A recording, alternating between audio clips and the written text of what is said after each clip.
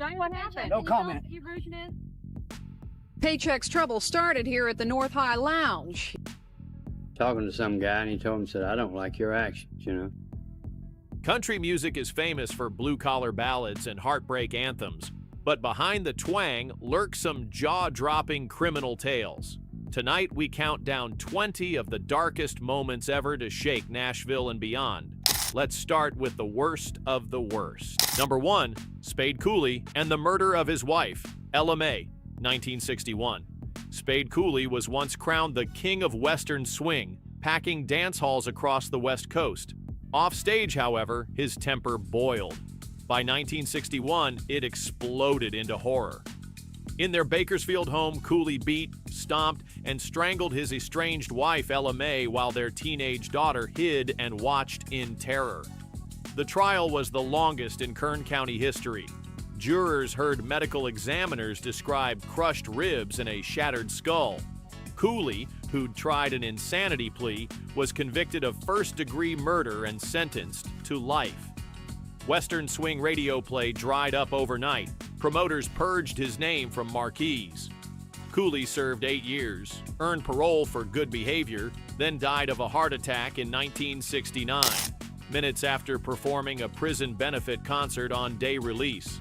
The case still stands as country music's most chilling crime, forever linking a once-beloved fiddler to an act of unforgivable violence. Number 2, Johnny Paycheck's barroom shooting, 1985. When Take This Job and Shove It singer Johnny Paycheck stopped at the North High Lounge in Hillsboro, Ohio, Christmas was days away. A dispute over deer meat and homemade jerky spiraled until Paycheck pulled a .22 pistol and shot patron Larry Wise in the head. Miraculously, the bullet only grazed Wise's scalp.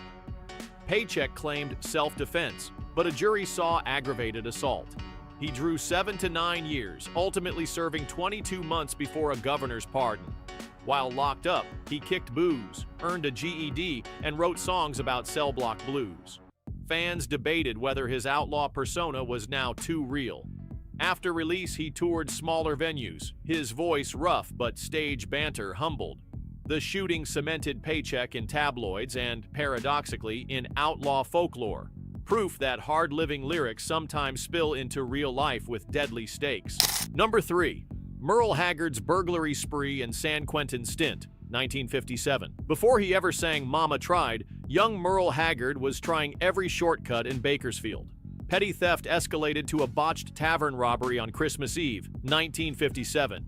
Caught and convicted, 20-year-old Haggard landed in California's toughest lockup, San Quentin State Prison. There he watched Johnny Cash's legendary concert and vowed to change. Haggard served nearly 3 years, studied welding, and started writing songs about regrets and redemption. After parole and a 1972 gubernatorial pardon, he became the voice of working-class America. Yet the felonies shaped his art forever. Tracks like Branded Man ring authentic because the brand was real.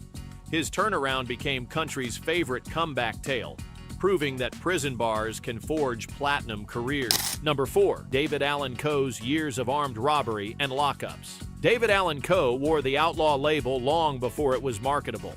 By age 9, he was in reform school. The next 2 decades were a blur of auto theft, armed robbery, and prison riots across Ohio. Coe brags, perhaps exaggerates, that he even killed a fellow inmate, but court files confirm repeated sentences for grand larceny and possessing burglary tools. In solitary, he taught himself guitar, vowing to get rich legally or die trying. After parole in 1967, he lived in a hearse outside the Ryman Auditorium until Nashville finally let him in. His crime-scarred mystique turbocharged songs like If That Ain't Country, yet critics question how many tales are tall. What's undeniable is the rap sheet and the raw authenticity it lent to country's edgiest storyteller. Number 5, Billy Joe Shaver's Where Do You Want It? Shooting, 2007. In a Waco area saloon, outlaw songwriter Billy Joe Shaver sipped a drink beside local barfly Billy Coker. Words flew, knives flashed, and Shaver allegedly asked, "Where do you want it?" before firing a .22, hitting Coker in the cheek. Charged with aggravated assault, Shaver faced 20 years. At trial, he testified Coker threatened him first, prompting Willie Nelson to show up in court for moral support. A jury needed just 2 hours to acquit him. The incident inspired Dale Watson's song, "Where Do You Want It?" immortalizing Shaver's trigger-happy image. Though legally cleared, the shooting followed him like cigarette smoke, reinforcing the hazy line between outlaw lyrics and outlaw acts. Number 6. Waylon Jennings and the DEA Cocaine Sting, 1977. Recording in a Nashville studio, Waylon Jennings was mid-take when federal agents burst in, tracking a package of Colombian cocaine mailed from his drummer. Jennings allegedly flushed most of the stash while the warrant was being sorted, leaving agents empty-handed. He was charged with possession and conspiracy, but sloppy paperwork sank the case. Jennings turned the ordeal into the song, "Don't You Think This Outlaw Bit's Done Got Out of Hand?" a self-aware anthem that sold millions. The bust cost him hefty legal fees and nudged him toward kicking drugs later in life, yet it also solidified the outlaw brand that redefined country music's image in the 70s. Number 7. Johnny Cash's El Paso Pill Bust, 1965. Johnny Cash's demons traveled in pill bottles. On October 4th, 1965, customs agents at the El Paso airport seized 1,163 amphetamine and sedative tablets from his guitar case. Cash spent a night in jail, paid a $1,000 fine, and got a suspended 30-day sentence. Humiliated, he threw the pills in a Rio Grande riverbed, recommitted to gospel shows, and famously performed at Folsom and San Quentin, concerts that redeemed rather than erased his outlaw aura. The bust gave birth to cocaine blues, stage rants, and deepened the Man in Black's lifelong crusade for prison reform. Number 8. Jamey Johnson's felony marijuana arrest, 2024. Modern traditionalist Jamey Johnson was pulled over south of Nashville for doing 87 in a 70. Troopers smelled cannabis and found several bags plus pre-rolled joints, enough to trigger a Class E felony for possession with intent to sell.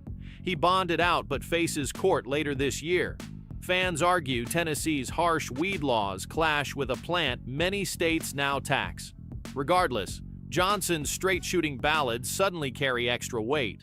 Whether the case ends in prison time or probation, the outlaw mantle of the 21st century may soon pass to him, along with the high legal bills that come with it. Number 9. Randy Travis's naked DWI and death threats, 2012. A passerby in Tioga, Texas, dialed 911 after spotting a wrecked Trans Am and a naked man sprawled on the highway. It was Randy Travis. Troopers reported the singer reeked of alcohol and, en route to jail, threatened to shoot and kill them.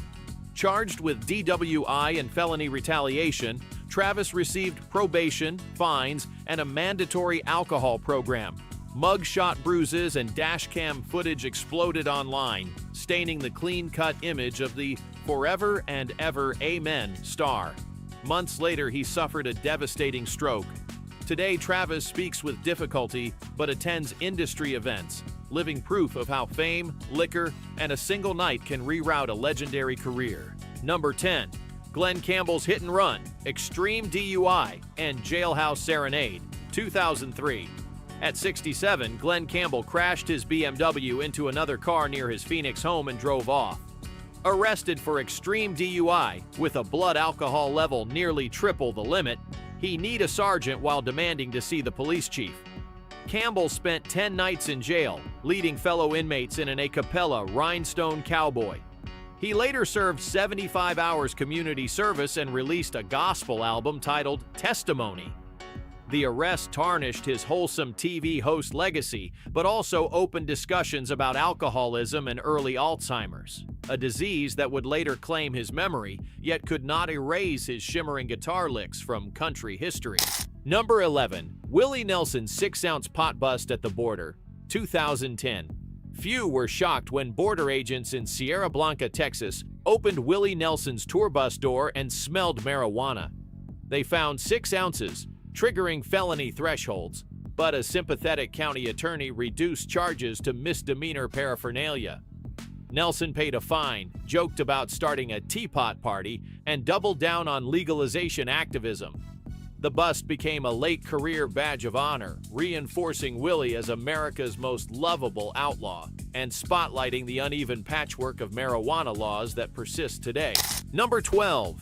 Hank Williams Jr. and the Peabody Hotel assault allegation, 2006. At Memphis's upscale Peabody Hotel, a 19-year-old waitress said Hank Williams Jr. grabbed her, asked for a kiss, and lifted her in a chokehold. The country icon surrendered on an assault warrant but dismissed the claim as a cash grab. Prosecutors eventually dropped the case for lack of evidence.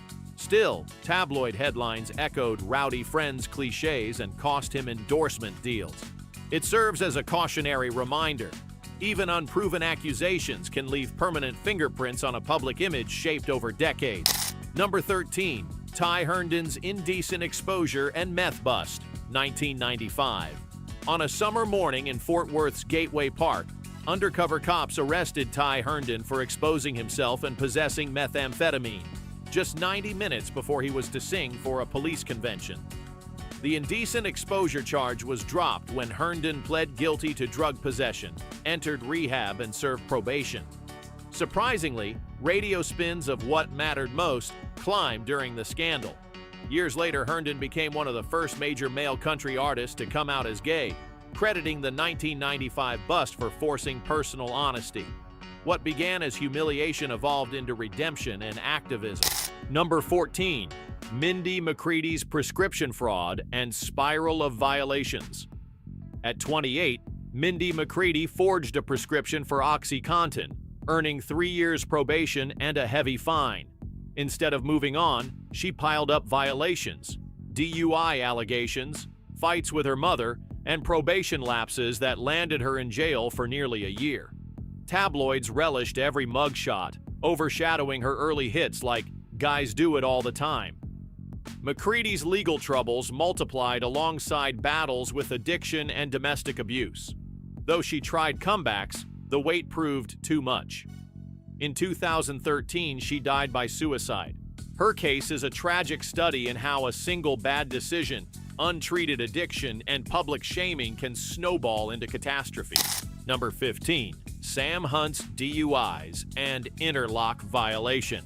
Sam Hunt's pop country crossover paused in 2019 when police clocked him driving the wrong way in Nashville with a .173 BAC. He pled guilty, served 2 days in a DUI center, and installed an ignition interlock device. In January 2025, Tennessee troopers stopped him for speeding. The court-ordered interlock was missing. Hunt was cited for the violation and paid another fine. While hardly the worst crime on this list, the repeat headlines challenge an artist marketed on easygoing charm and remind fans that legal obligations linger long after the first courtroom apology. Number 16. Zach Bryan's obstruction arrest and public apology. Rising phenom. Zach Bryan grew impatient during a traffic stop involving his security guard in rural Oklahoma. Dashcam video shows Bryan confronting troopers, refusing to stay in his truck, and uttering, "I'll go to jail, let's do it." Officers obliged, booking him for obstruction. Bryan posted a sworn apology within hours. After 6 months of spotless behavior, the misdemeanor was dismissed. The incident humanized the chart topper and highlighted the power of swift, sincere contrition in the social media era. Number 17. Chris Young's Nashville bar scuffle and cleared. During a routine alcohol compliance sweep, state agents claimed Chris Young blocked their exit and struck an officer. Security footage later showed minimal contact. Metro prosecutors dropped all charges, but not before mugshots ricocheted online. Young used the ordeal to champion body cam transparency and crowdsourced legal fee donations for musicians in similar binds, flipping a near-career disaster into goodwill currency. Number 18. Chris Cagle's domestic assault arrest and DWI relapse. In 2008, police jailed Chris Cagle and girlfriend Jennifer Tant on mutual domestic assault charges after a boozy argument. Both declined to testify, and Cagle was found not guilty.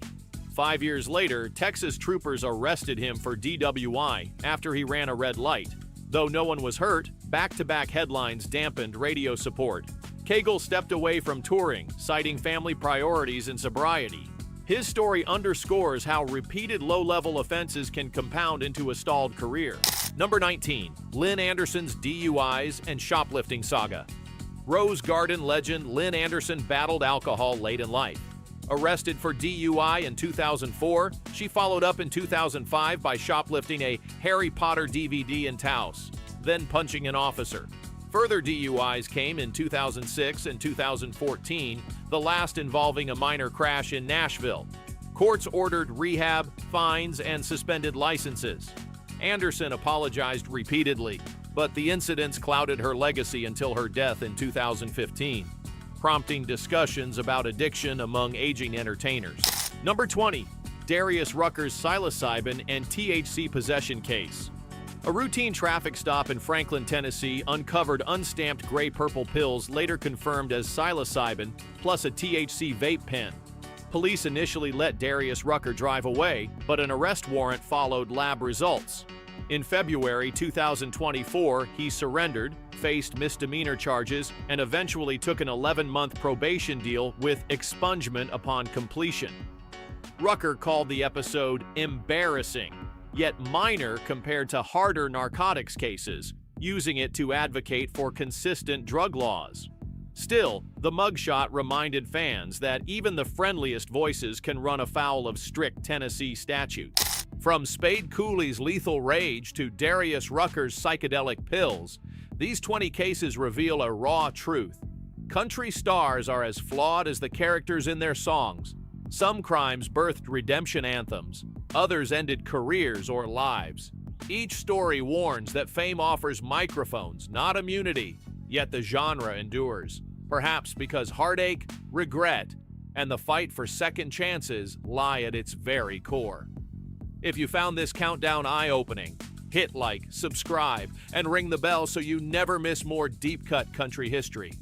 Until next time, keep your hands clean and your playlists spinning.